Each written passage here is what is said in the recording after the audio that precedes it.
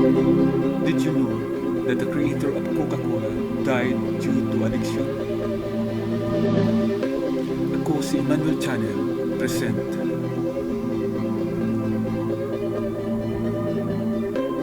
The brain behind Coca-Cola, the John Pemberton story. It was in the little town of Knoxville, Georgia, on July 9, 1831. A boy named John Pemberton was born. His parents were James Pemberton and Martha Grants.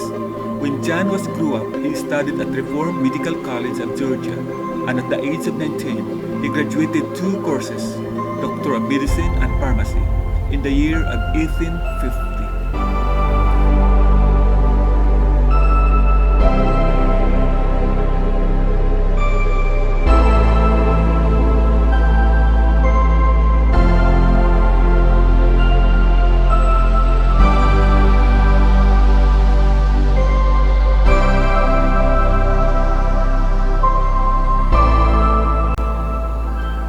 In 1853, he married to Eliza Clifford Lewis and had only one son, Charles Pemberton.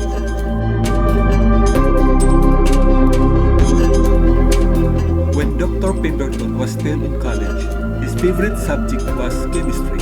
So after initially practicing some medicine and surgery, he opened a drugstore in Columbus, Columbia. He opened a wholesale and retail business selling raw materials for pharmaceutical needs.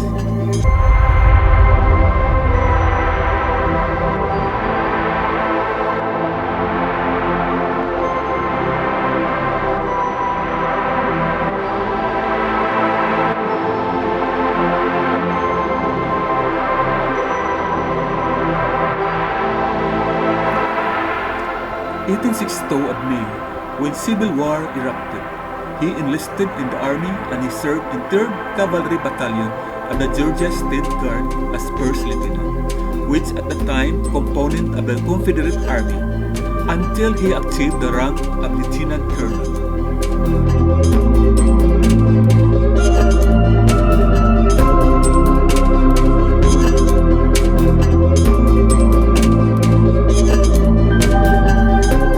It was on Easter Sunday of 1865 when Union troops under the command of General James Wilson attacked Columbus, Georgia, and Lieutenant Colonel Pemberton suffered a chest wound during the battle.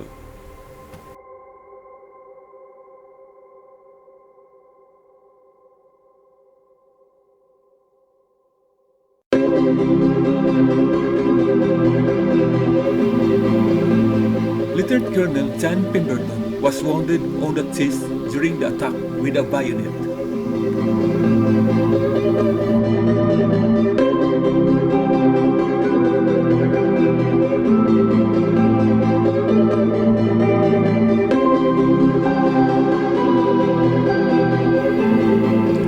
Colonel Pemberton, like many other Civil War veterans, is thought to have become addicted to morphine, abusing it for pain control as he recovered from his chest wound.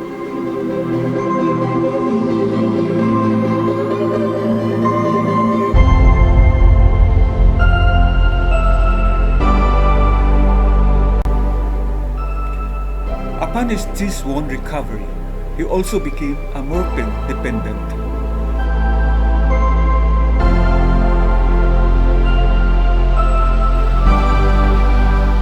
In 1870, he moved to Atlanta and seeking to cure his addiction from morphine.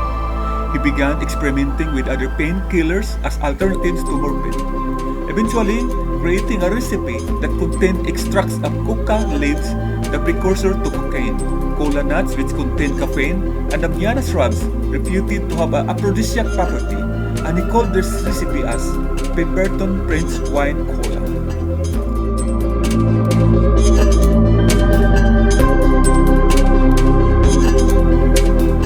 Dr. Pemberton billed his wine as a medicinal drink and good for mental aid, a nerve tonic, a headache remedy, and for morphine addiction treatment, and it sold well in the market.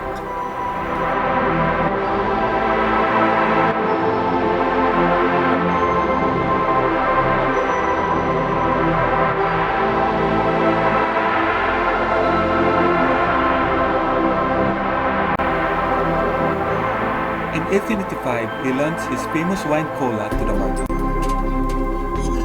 Atlanta state legislators banning any kind of alcohol-related drinks.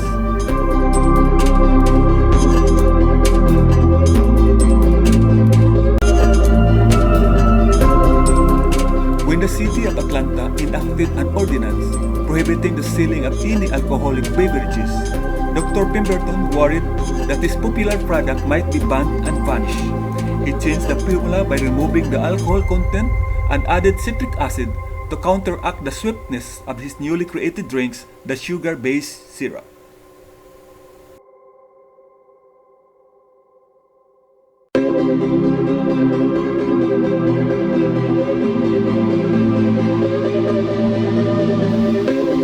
Samples of his new alcohol-free syrup were sent out to local pharmacies for pre-tasting.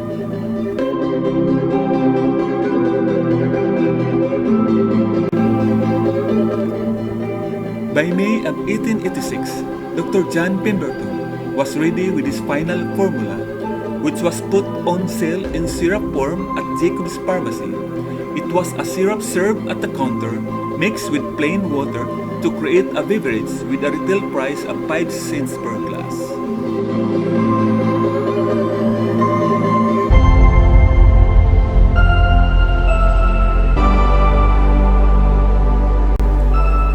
Jacob Pharmacy was one of the biggest pharmacy in Atlanta during that.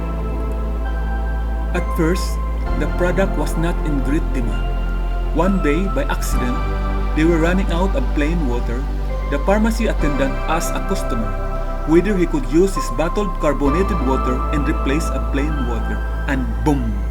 The future #1 beverage was born.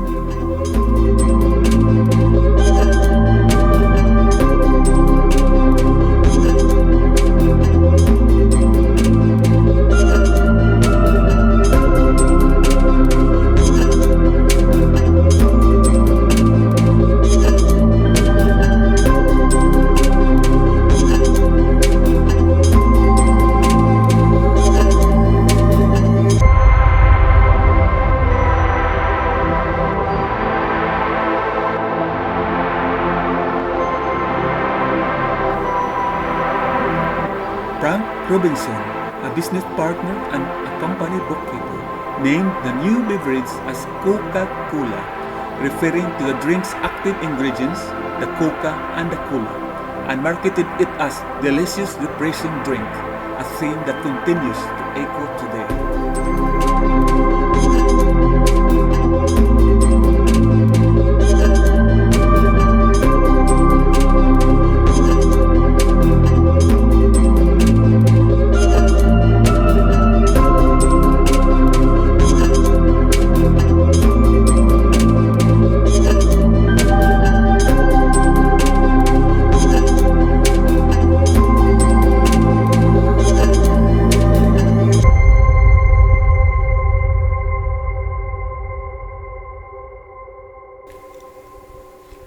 Dr. John Pemberton formed a company, Pemberton Chemical Company, to market his newly created drink, putting his son Charles in charge of production.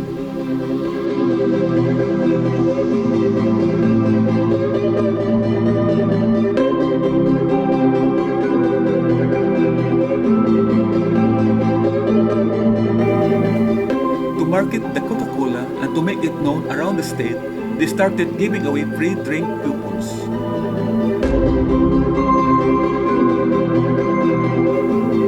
But soon, after the Coca-Cola hit the market, Dr. John Pemberton fell ill and nearly bankrupt due to his continuing addiction to morphine, and never realized the potential of the beverage he created.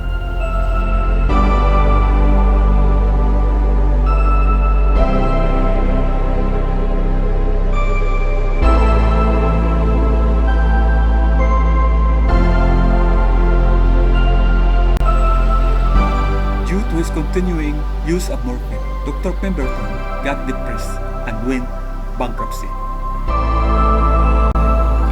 He gradually sold portion of his share to businessman and pharmacist Asa G. Candler, but retaining some share to his son Charles until he died on August 16, 1886, due to stomach cancer at the age of 55.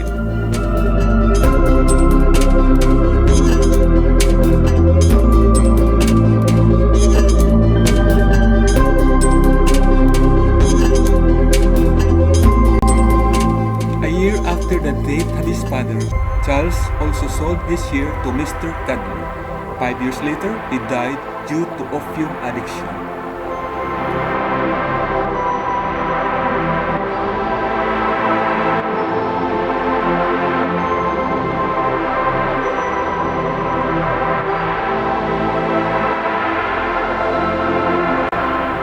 In 1890, Asa G. Cudler acquired completely the control of Coca-Cola Company.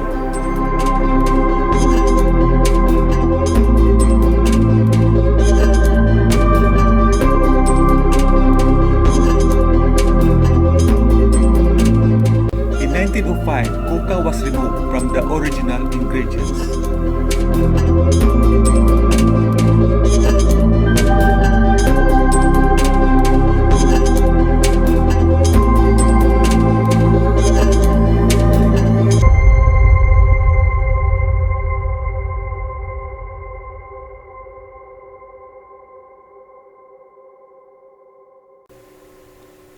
By 1930, under the leadership of Mr. Cudler, Coca-Cola became the #1 soft drinks in the United States of America and around the globe. Asa Griggs Cudler died in the year 1929 at the age of 78.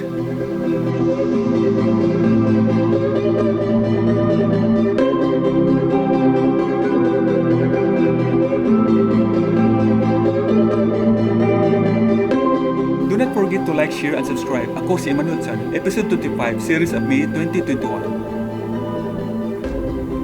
And press the bell below for updating and more videos to come. Thank you and God bless us all.